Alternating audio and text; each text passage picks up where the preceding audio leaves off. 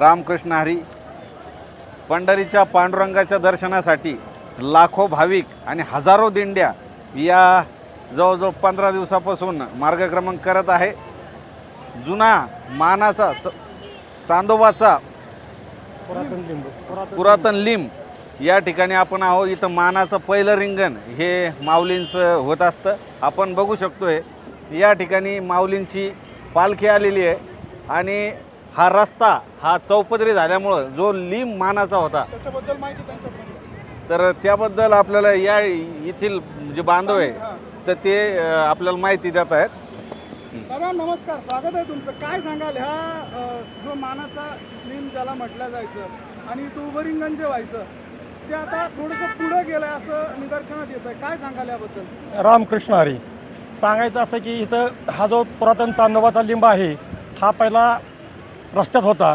त्यानंतर चौपदरीकरण झाल्यानंतर तिथं इथले जे लोणंद पोलीस स्टेशनचे PSI साळुंके साहेब त्यांनी त्या ठिकाणी मंदिर बांधून तिथं माऊलींची एक मूर्ती तिथे त्यावेळेस स्थापन केली.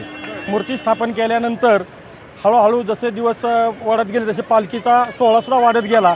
त्याच्यानंतर सरकारनं इथं पुणे पंढरपूर म्हणजे आळंदी ते पंढरपूर हा मार्ग मोठा 6 पदरी केल्यामुळे तिथं जे ते मंदिर होतं आणि चांदोबाचा लिंब होता तो पाडण्यात आला. आणि त्याच्या जागेवरती तिथले जे आयुर्वेदिक सिटीचे डॉक्टर आहेत मिलिंद काकडे डॉक्टर त्यांना त्यांच्या जागेमध्ये स्वतःची जागा एक अर्धा गुंठा देऊन त्या ठिकाणी सरकारनं तिथं ते नवीन आता जे मंदिर आपणास दिसतंय ते मंदिर त्यांना सरकारनं बांधलेलं आहे. आणि त्यासाठी डॉक्टर मिलिंद काकडे यांनी स्वतःची जागा विनामोबदला सरकारला दिलेली आहे. अच्छा, तर मग हे जे मंदिर आहे हे आता अशाच या ठिकाणी स्थापन झालेलं आहे. आता एवढ्या पूर्वीचं जे मंदिर होतं किंवा पूर्वीचा जो चांदोबाचा लिंब होता तो या रस्त्याच्या मध्ये गेला अशी माहिती तुमच्याकडनं मिळते, काय सांगा याबद्दल? पूर्वी सुद्धा इथं मंदिर वगैरे काय नव्हतं, फक्त लिंबाचं एक झाड होतं मोठं आणि ते छत्रीसारखं असल्यामुळं त्याला आकार छत्रीसारखं असल्यामुळे त्याला चांदोबाचा लिंब असं लोक समज होती. मग त्याचा असा पण समज होता का की ज्या वेळेस फलटणच्या आधी आणि इथे ज्यावेळेस पालखी यायची तर त्यावेळेस त्या लिंबाच्या विस्तीर्ण छायेखाली विसावा मिळावा किंवा विसाव्यासाठी तो तिथे थांबत होती का पालखी? हा, पालखी त्या ठिकाणी विसावासाठी थांबत होती आणि त्या ठिकाणी विसावासाठी थांबल्यानंतर हळूहळू रिंगण उभं तळगाव ते लोणंदच्या मध्ये हे स्थळ आहे 3 किलोमीटरवरती. लोणंदपासून 3 किलोमीटर आणि तळगावपासून 4 किलोमीटर असं 7 किलोमीटरच्या मध्ये ते 3 किलोमीटरवरती चांदोबाचा लिंब होता.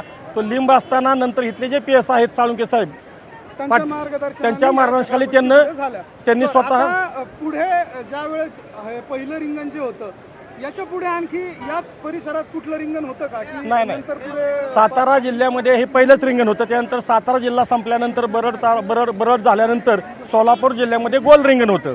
उभं रिंगण हे फक्त सातारा जिल्ह्यातलं पहिलं उभं रिंगण म्हणून हे चांदोबाचा लिंब तळगाव या ठिकाणी नावाजलं जातं. याच्या आधी रिंगण होतं का एखादं?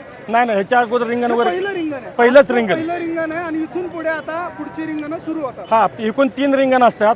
एक फलटण तालुक्यामध्ये म्हणजे फलटण तालुक्यामध्ये पहिलं रिंगण आहे. आळंदीपासून जे होतो तिथं रिंगण आहे. दुसरं रिंगण जे आहे ते सोलापूर जिल्ह्यामध्ये आणि तिसरं रिंगण आहे ते पंढरपूर जवळ आल्यानंतर वाखरीमध्ये रिंगण होतं.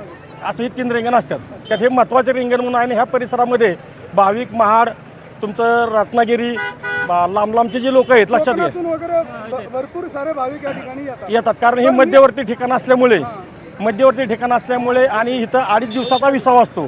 पहिल्यांदाच असं झालं की आज 1.5 दिवसाचा विसावा आहे. ज्या दिवशी पालखीची त्या दिवशीच एक दिवस धरला जातो. दुसरा दिवस जो आहे तो संपूर्ण विसावासाठी धरला जातो. आणि लोणंद ते तळगाव हे 7 किलोमीटर अंतर असल्यामुळं दुपारी 2 नंतर पालखी बाजार तळावर निघते, पालखी तळावर निघते. त्यामुळं 2.5 दिवसाचा विसावा असल्यामुळं बाहेरची जी लोक आहेत बरीचशी महाड गोवा समजापार रत्नागिरी कोकण आणि इतर परिसरातली सातारा वगैरे सगळी लोक ह्या ठिकाणी जनसमुदाय भरपूर येतो. वारकऱ्यांची सेवा करायला मिळते, लोकांना जेवण देतात, त्यांची सेवा करते, भजन कीर्तन सगळ्या गोष्टी.